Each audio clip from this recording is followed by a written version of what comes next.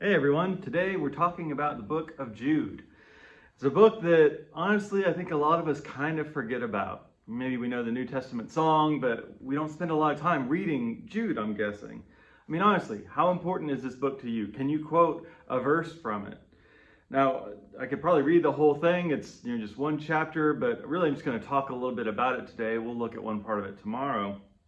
There are some, interesting things about the book of Jude. It was written probably by one of Jesus' brothers named Jude. It shares a lot of similarities with Second Peter, like some of the text of Jude and Second Peter gets repeated. And most scholars think that Jude actually was first, and Second Peter is copying that. That's why we're looking at it today, because we just looked at Second Peter. Another interesting thing about Jude is that it quotes some non-canonical books that are from around the time of the Old Testament or written in between the time of the Old and New Testament, but didn't make it into the Bible.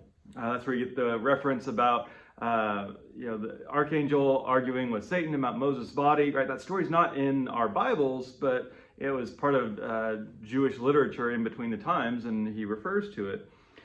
And that kind of leaves this open question of, okay, so does that mean that now those books that Jude references, they count as scripture, or we just kind of leave them? Second Peter, when it uses the stuff from Jude, it cuts that out as kind of maybe saying, maybe we don't need to read that. I don't know, but it's definitely interesting, right? Another little thing that Jude mentions that we know about from early Christian history is something called the love feast. So at the very beginning, the Lord's Supper was an actual supper. It was a meal, just like when Jesus took it the night before he died.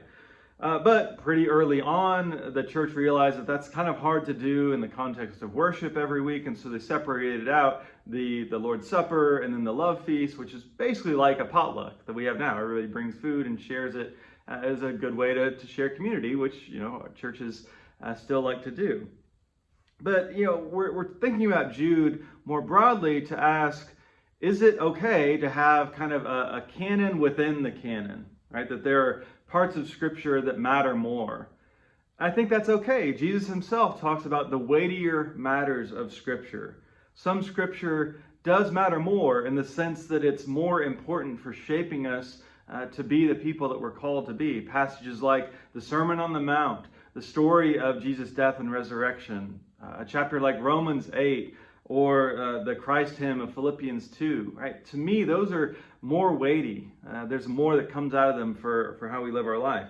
But that doesn't mean that everything else is just meant to be tossed out. I'm not saying that we need to take Jude out of the Bible, but maybe we can acknowledge the fact that we don't spend a lot of time in it reflects the idea that we do already have this center of Scripture. So maybe that's the question to ask. What is my center? What is the most important thing to me? Ultimately, the center is Christ in his command to love. Everything else has to fit around that. Christ always is the center.